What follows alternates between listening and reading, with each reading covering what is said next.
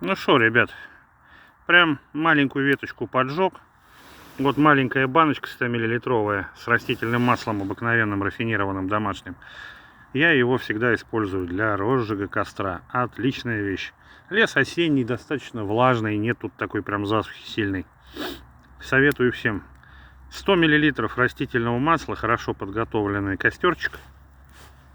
Надо для начала, чтобы было много мелких веточек сухих.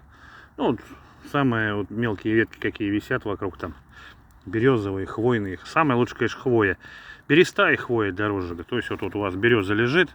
Взяли ножик, отрезали кусочек бересты, облили растительным маслом весь костер, подпихнули бересту, и будет вам счастье и костер. Костер в лесу — это класс.